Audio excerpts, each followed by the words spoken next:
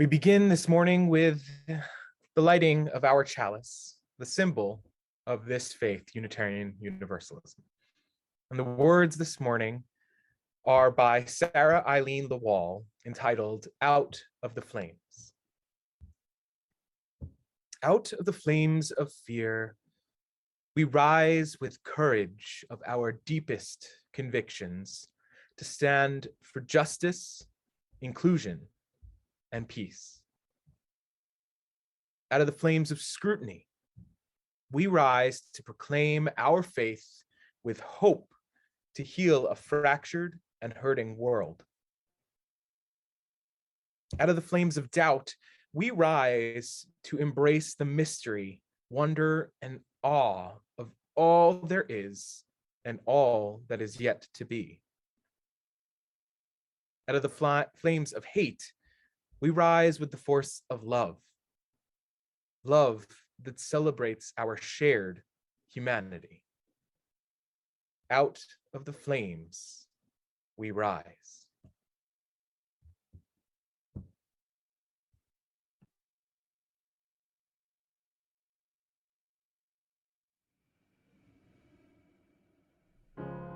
You're broken down and tired of living life on the merry-go-round, and you can't find a fighter, but I see it in you, so we gon' walk it out.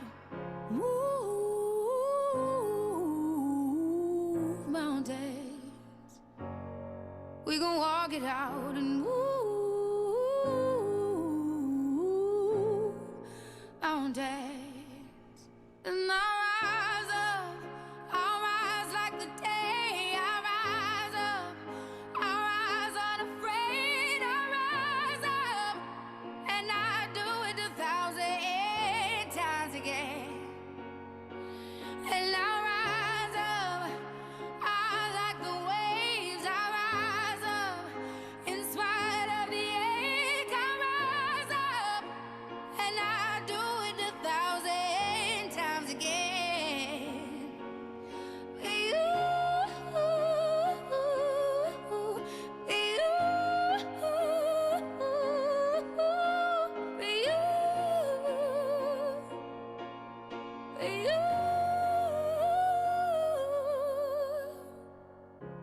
The silence isn't quiet, and it feels like it's getting hard to breathe.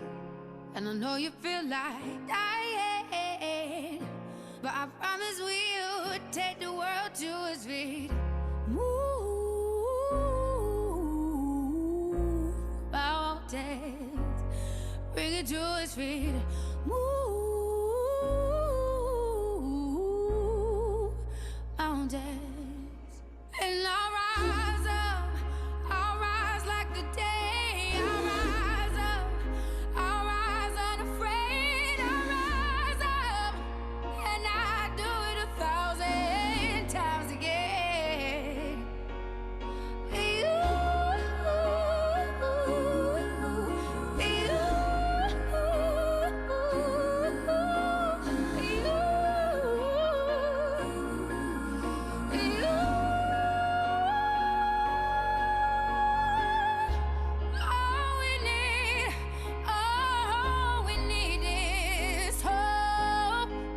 We have each other, and for that we have each other. And we will rise, we will rise, we will rise. Oh, we'll rise. I'll rise up, rise like the day. I'll rise up, in spite of the ache. I will rise 1,000 times again. We never knew her last name either. And we'll rise up, I like the waves. We'll rise up, in spite of the ache. We'll rise up, and we'll do it 1,000 times again. You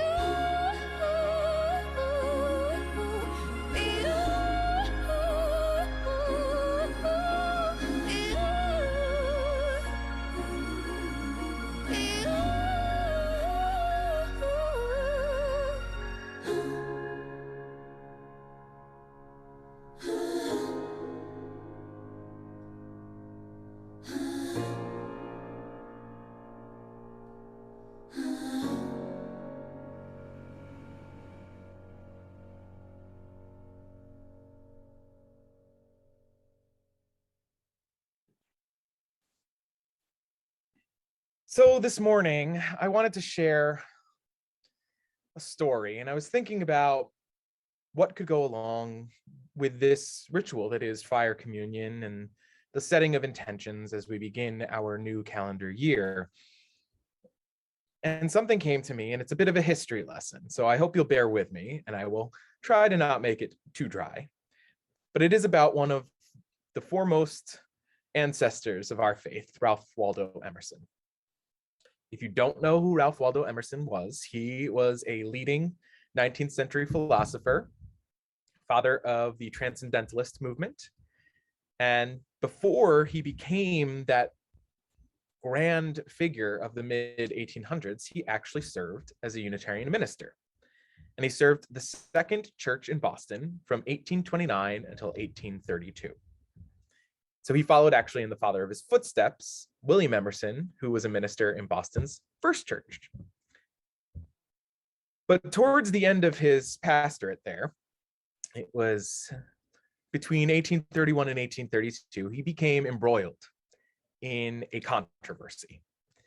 As a Unitarian minister, Emerson was expected to regularly conduct certain rituals and rites of a Christian church, because at this time, if you did not know, Unitarianism as well as Universalism, they were Christian denominations. And one of those rites and rituals was the act of communion. He personally did not find the act of communion meaningful. And because he was more interested in a authentic personal experience with the sacred than he was in any ritual, he told his congregation that he would no longer offer this sacrament of communion. And as you can imagine, in a Christian church, this created quite an uproar. It was a central sacrament, the rite of communion. And although the congregation was fond of Emerson, his declaration to not offer communion seemed pretty unreasonable to them. So church leaders tried to negotiate with Emerson, hoping he would change his mind. And eventually they offered a compromise. They said, since parishioners, the congregants, find this act of communion meaningful, would Emerson offer the communion to those who found it meaningful, but not partake in it himself? But Emerson couldn't agree to that compromise, and eventually he left Second Church. He voluntarily resigned his pulpit. He walked away, and though he never disavowed Unitarianism or his status as a minister, he never again used the title reverend. He never served another congregation, and he went about his career expressing himself through lectures and writing. Now, you may be wondering, why am I telling you this story of a man in our faith who is disavowing rituals when we are coming together this morning on a day to perform a ritual? Well, here's why. Ralph Waldo Emerson is usually one of those figures that Unitarian Universalists lift up as one of the big figures of Unitarian Universalism, and that's likely because he's one of the most famous. We like to tie our history to him because it kind of gives us some clout. But Emerson was right and he was wrong. So where was Emerson right? Emerson was right in the notion that we, as individuals, can find our own spark of divinity within ourselves. And we can do that by having direct interactions with the sacred and creating our own rituals, our own intentions, setting our own intentions, right? And he's right in that sense. But where he was wrong was in this notion of individualism. Just go and do it yourself. And that's actually why in more recent years, Emerson has received a lot of more pushback in Unitarian Universalist circles because he was such an individualist. I have been known to call Unitarian Universalism a sacred dance between the individual and the communal. Yes, each of you can find your own rituals, your own ways of connecting with the sacred, but there is power and strength in doing it in community.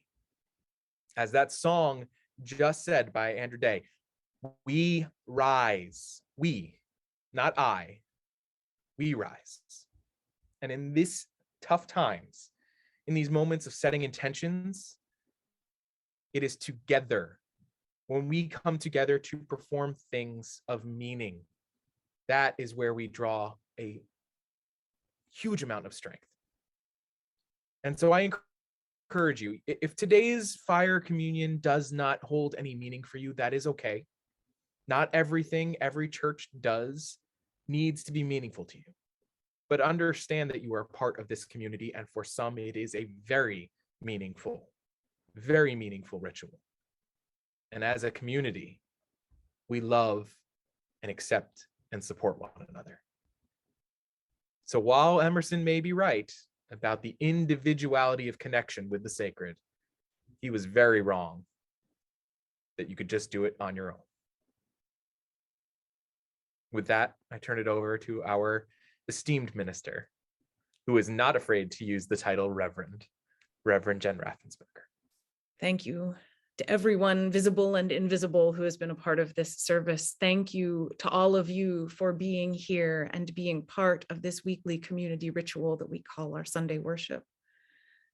We know there are joys, sorrows, concerns on the hearts of many of you that you have not lifted up.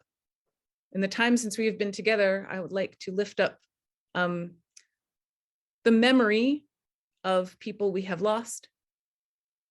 The great Sidney Poitier, Archbishop Desmond Tutu, and Betty White, beloved Betty White. These people who are a part of our lives indirectly and yet powerfully through their words and witness and the gifts they bring to the world. For the 3 wicks in our candle, I light one for all sorrows, concerns, matters that weigh heavy. For the 2nd wick in our 3-wick candle, I light for all of the joys, the happiness, the gifts, the things that make our hearts and spirits light. And last, the 3rd wick in this candle, for all that remains in your heart, unspoken and unshared, until and unless it is your choice to do so. We hold all the complexity within all of us. May it be so.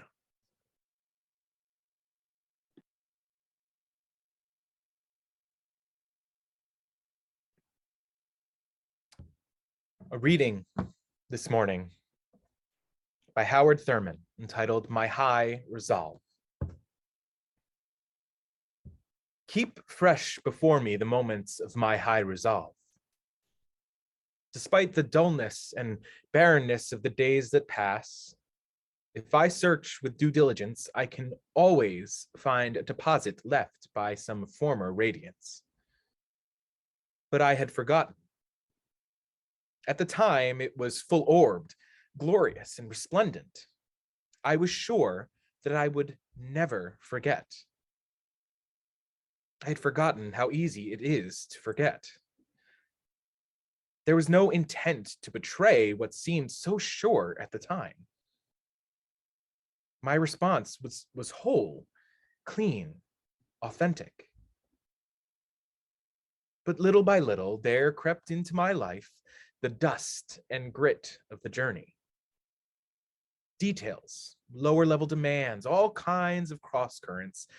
Nothing momentous, nothing overwhelming, nothing flagrant, just wear and tear. If there had been some direct challenge, a clear-cut issue, I would have fought it to the end and beyond.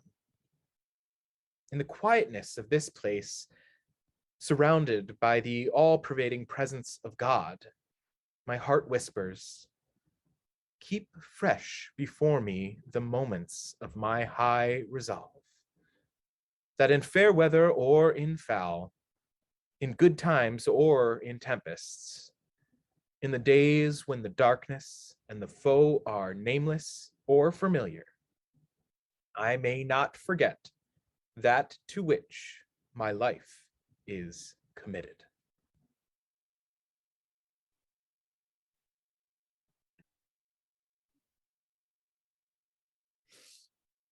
Thank you.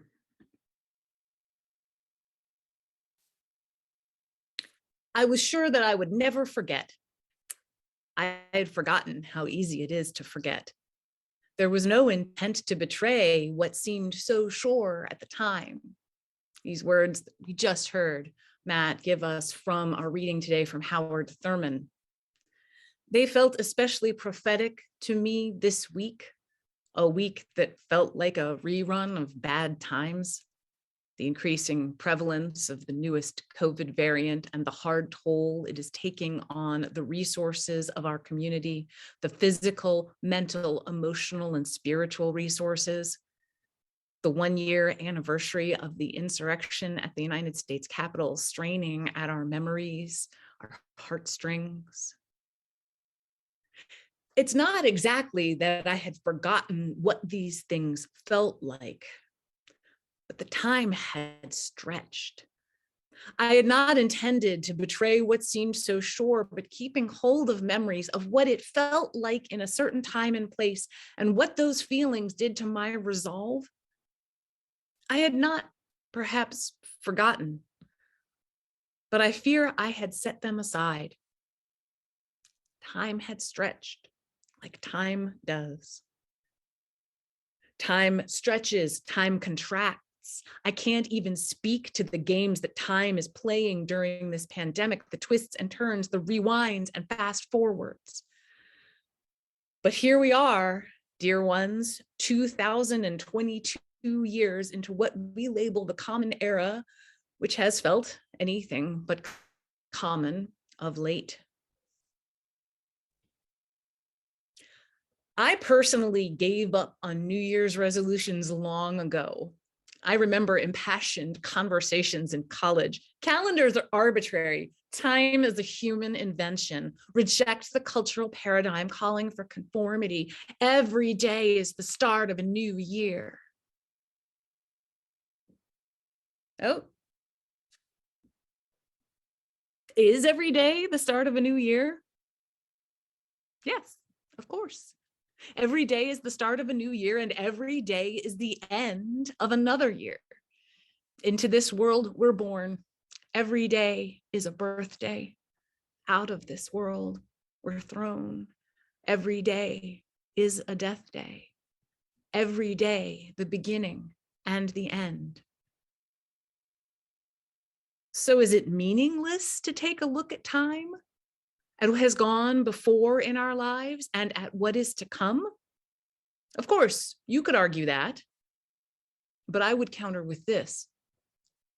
If you dig deep enough, most of the meaning we find is meaning we have created, or meaning that others have created before us and left as signposts along the way. When we make a signpost, like the New Year's celebrations we observe in so many cultures, including our own, we are saying something to the future. We tried this, and we found something of worth in it. I gave up resolutions because I found no worth in them. Echoing Ralph Waldo Emerson perhaps a little bit, but I did not give up on the idea of considering the new year, of taking time with the idea of what this flip of the calendar page might mean for me, for others I care about, for society at large. Activist, poet, and doula Adrienne Marie Brown has written, "What we give attention to grows." It is meaningful work to give attention to the start of cycles and to the end of them. Choosing a particular idea or behavior to focus our attention on, to grow and to tend, can be an effective and meaningful practice any day of the year. Part of the extra power of the start of a calendar year is the fact that many of us choose to engage in this effective and meaningful practice at the same time. In some instances, as we'll invite you during today's fire communion ritual, we'll choose to engage in this effective and meaningful practice together in community. The imagery in our chalice lighting today, "Out of the flames we rise," is based on the legend of the phoenix, the bird that is said to be born and reborn again, each time from the ashes of its predecessor. Another cycle whose end is the beginning and whose beginning only comes at the end. When we consider all that has gone before, when we consider all that may possibly be to come, it's far too much.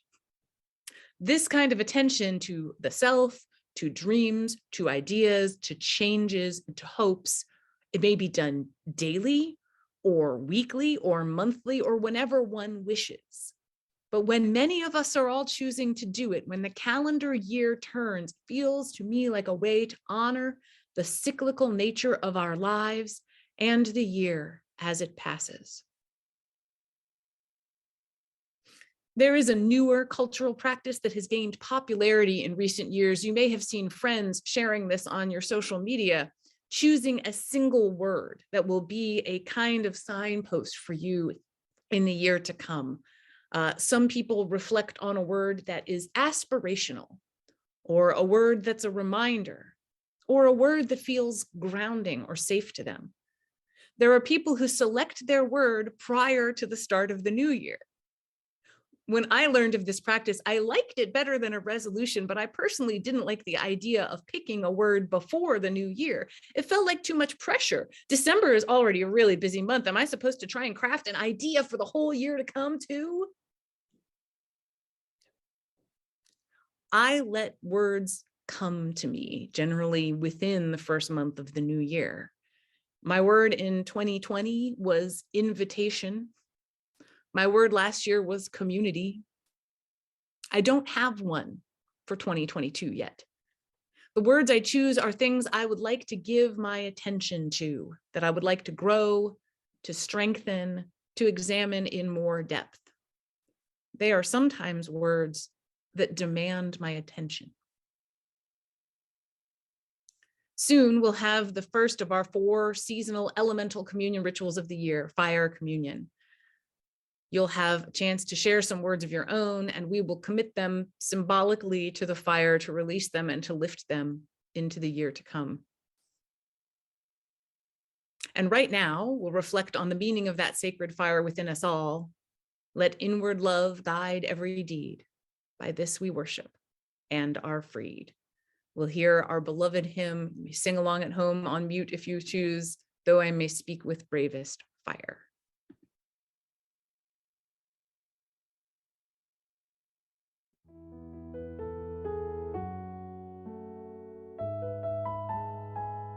Though I may speak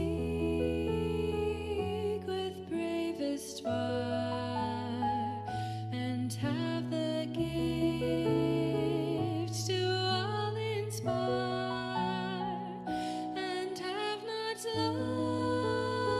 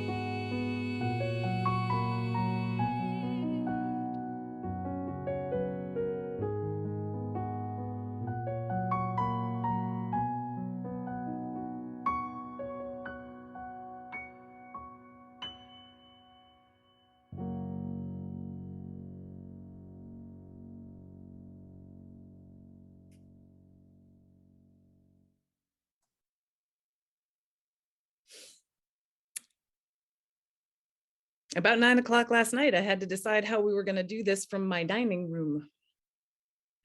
And here we are, protecting one another's well-being, choosing the intentions with which we enter this new year. Everyone joining us today makes commitments. We, all of us make promises to ourselves and to others. The start of the new year is a time when many people choose to make resolutions or set intentions for the year to come. Some people choose that single word to focus on or reflect upon. It's a time, to echo our reading from Howard Thurman again, it's a time of high resolve. Ritual helps us to remind ourselves of the commitments we make to ourselves and to one another. This congregation observes a ritual for each season, for each of the classic 4 elements. In the spring, we observe a grand Unitarian Universalist tradition of the flower communion, celebrating the element of earth. In the summer, we have our water communion, and in the fall, we have our bread communion, which celebrates the element of air. And now, in the cold and dark days of winter, we celebrate a fire communion. For the start of this new year, let's consider the transformative power of fire. Fire can create and destroy. Fire warms our bodies and our hearts and our spirit. Fire reaches high into the sky. We forge so much in fire, and today's ritual forge our intentions for the new year. And here's the part in the script where I wrote how we were going to do it if we were in the sanctuary. I had flash paper all ready to go. It would have been lovely. But the beauty is, it's still lovely. It's still something that we do together. I have divided this ritual into 3 parts: setting, speaking, and living intention. I'm going to ring a bell, the same bell we opened worship with, at the beginning and conclusion of each part, meaning that in between the parts, there will be a space of silence described by the bells. I'll open the first part of our ritual.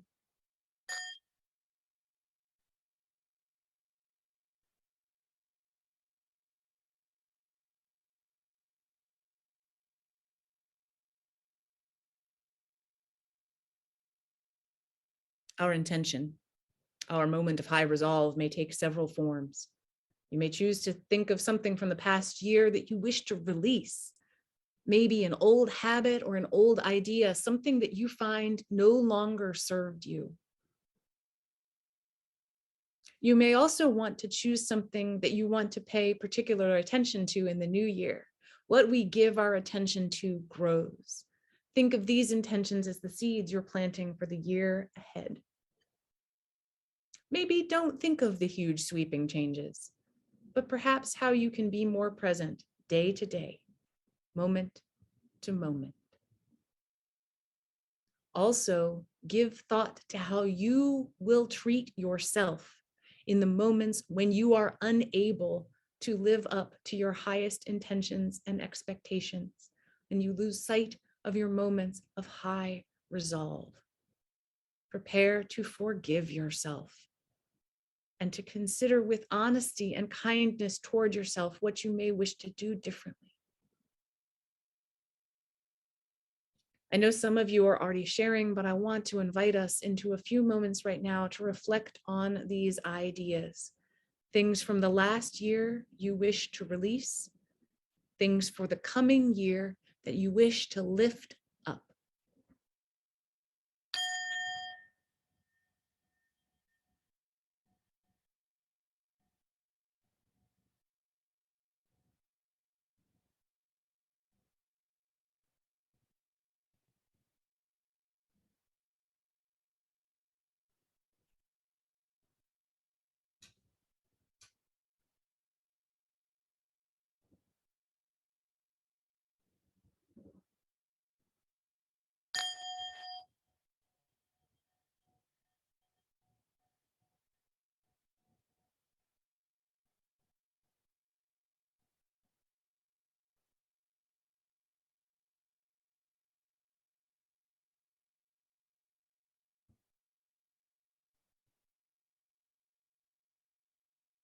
Part 2.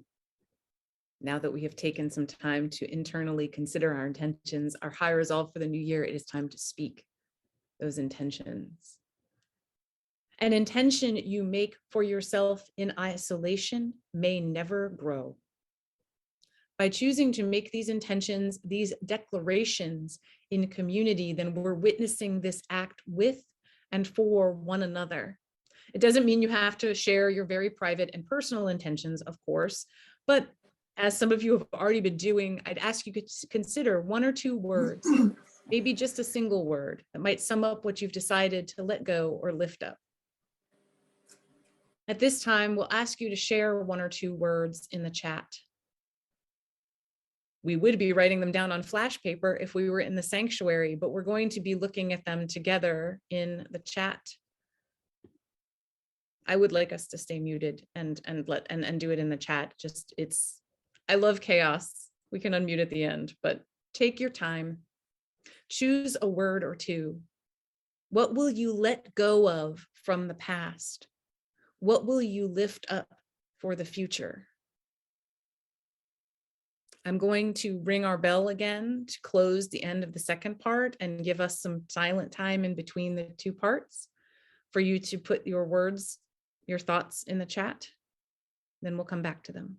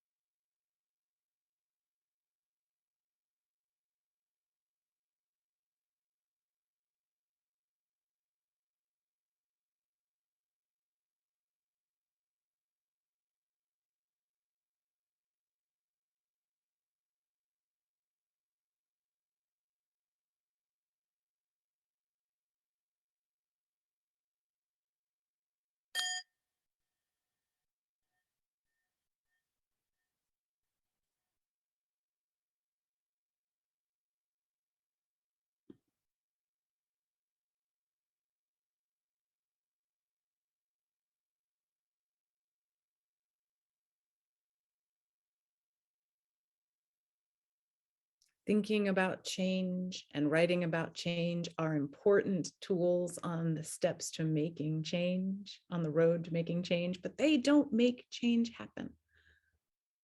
And during this part of our ritual, we're taking a symbolic action that stands in for the ways we hope to live into our intentions for the new year. We're going to share aloud what you've shared. I'm going to share out some of the things people have shared in the chat. And then I am going to ritually burn some pieces of paper here as we think about all of the things that we may have decided to release from the past and to set into the future. As these pieces of paper are consumed in flame, those things we wish to release from the past will fly away from us, and those things we want to pay special attention to will be set into the winds ahead of us to reassure us when we feel like we're losing our way. I wrote some instructions in here if people wanted to follow along at home, and now I'm doing it from home. And I know I believe Karen mentioned earlier in the chat that she has done burning bowl at home for many years. And I invite you that if this ritual felt meaningful to you and you want to do it around a family table or the next time you are with friends, it can be meaningful at any time of year. So I will now, thank you so much, Matt, for gathering together some of the things that we have been sharing with one another in chat.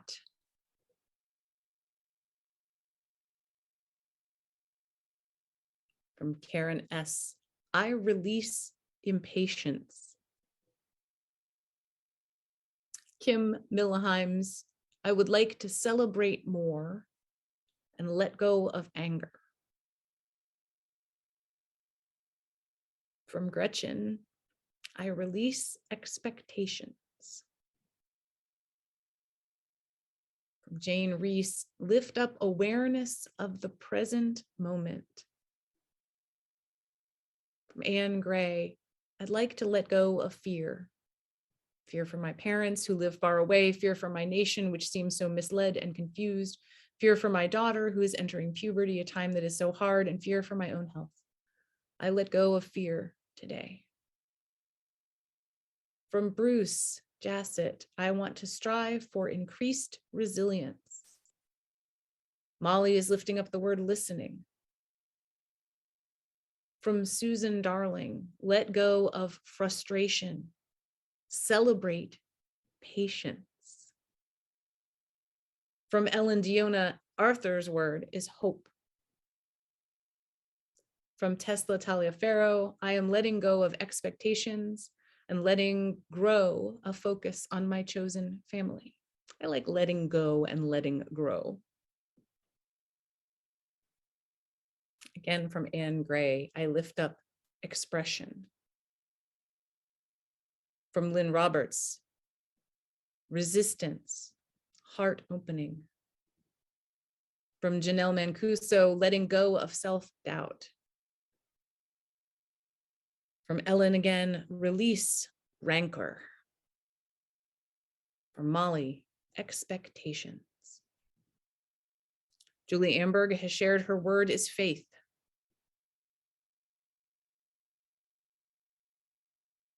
From Steve Converse, the word is connections. From Ms. Lizzie Goheen, releasing doubt, lifting up kindness toward self. From Jane Reese, on behalf of Don, Don lifts up harmony. Sean Fink, letting go of expectations and lifting up possibilities. From Gretchen Decker, again, lifting up the beauty of imperfections. From Sue Bupp, letting go of fear and uncertainty, lifting up hope. From Shannon Cunningham, I am lifting up acceptance.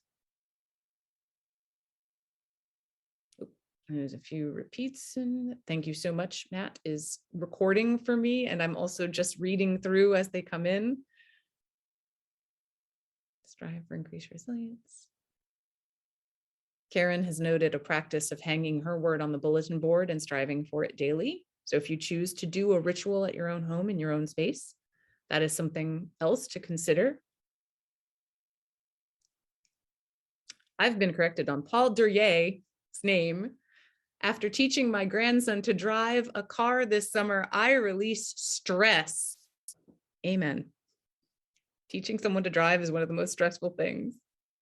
From Charles Kress, letting go of words that are hurtful and keeping and releasing, using ones that are healing. We're letting go words of hurt, lifting up words of healing. And from Matt, my intrepid reporter of what has been reported in chat, I'm very grateful.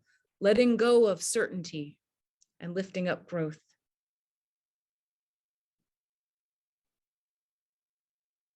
I want you to think about words, whether you shared them or not, that you want to release from what has gone before.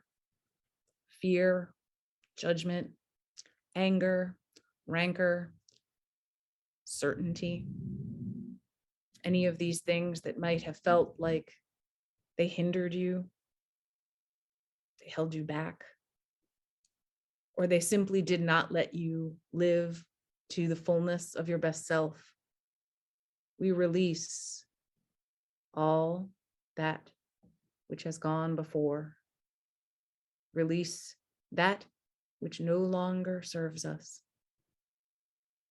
We release it without our own rancor. We thank it for having been in our lives. Take the lessons. Lose the pain. For everything that we have named that we wish to lift into the winds of the future, compassion, understanding, kindness towards self and others, growth, joy, everything the year may hold for us.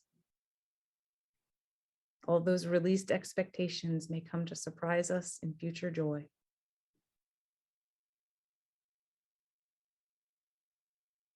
And as always, there are things we cannot yet name that we do not feel within ourselves. It's time to share in community. And this is where ritual can be both binding to one to another and a freeing space for the self. So I will burn this last paper. For all of those things you are releasing and letting go of, setting intentions for the year ahead, hopes, aspirations, please. May they comfort you.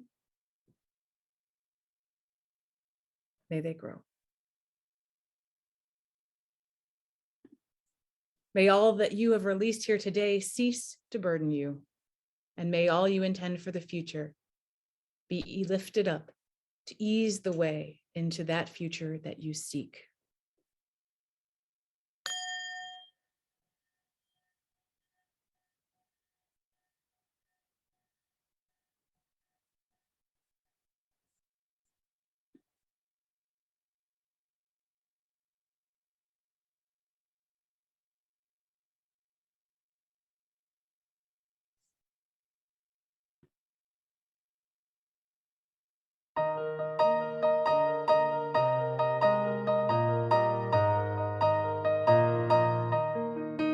From the light of days remembered burns a beacon bright and clear, guiding hands and hearts and spirits into faith set free from fear.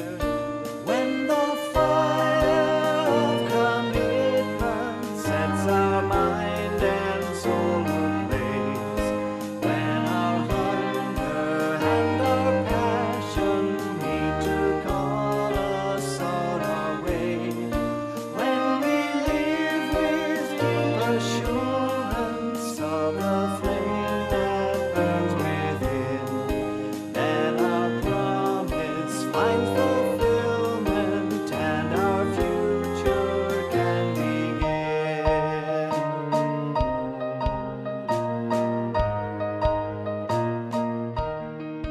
From the stories of our living rings a song both brave and free, calling pilgrims still to witness to the life of liberty. When the fire of commitment sets our mind and soul ablaze, when our hunger and our passion need to call us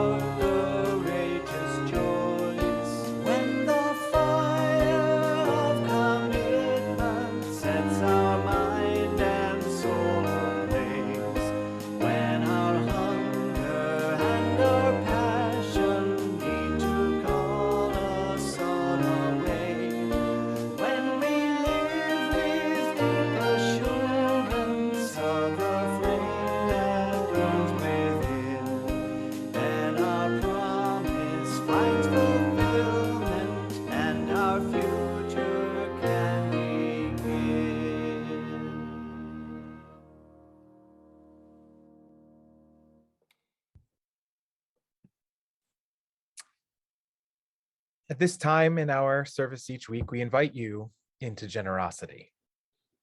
This congregation relies on the time, the talent, and the treasure of its members and friends in order to maintain our community, to grow our capacity, and to thrive, both now and in the years to come. It is also the practice of this congregation to share each week's offering with an organization serving our community that upholds our values. We use the Share the Plate to honor our commitment to service to our local community through these generous donations to local partners. And January's Share the Plate recipient is Northeast Neighborhood Association. Established as a 501c3 nonprofit organization in 1996, operating a food pantry located in the Pine Street Center at the corner of East Philadelphia and North Pine Streets, it operates Crystal's Palace, a resource center located at 216 Chestnut Street with free food, clothing, diapers, and household items that are distributed to anyone in need. Another valuable service of the Northeast Neighborhood Association is its monthly food delivery to seniors and the disabled who live in nearby apartment buildings. Northeast Neighborhood Association further serves the neighborhood by informing residents about city codes and ordinances and about how to contact city departments regarding needs, services, and complaints. The Northeast Neighborhood Association works with neighbors to keep the area clean and safe. And as we offer the music of our offertory while you consider your generosity this morning, I would like to also quickly note that the prelude this morning is in G major, not in C major. May our offering now be gratefully received.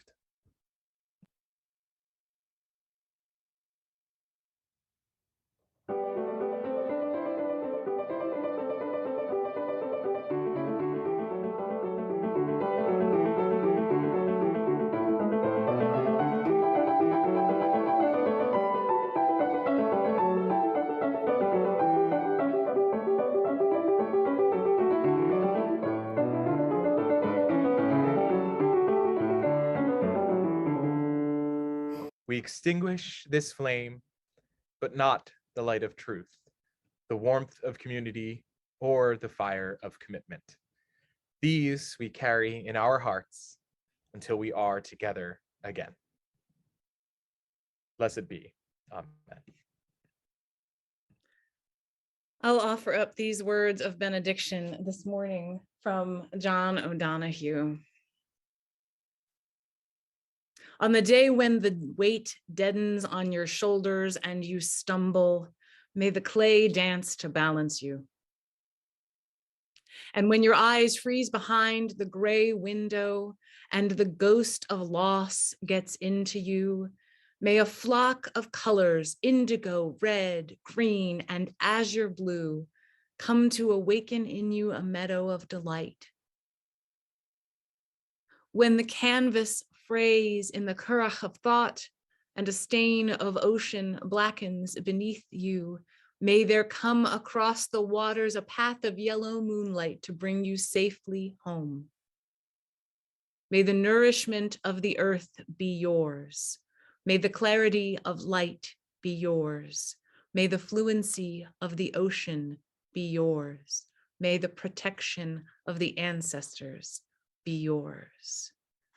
And so may a slow wind work these words of love around you, an invisible cloak to mind your life.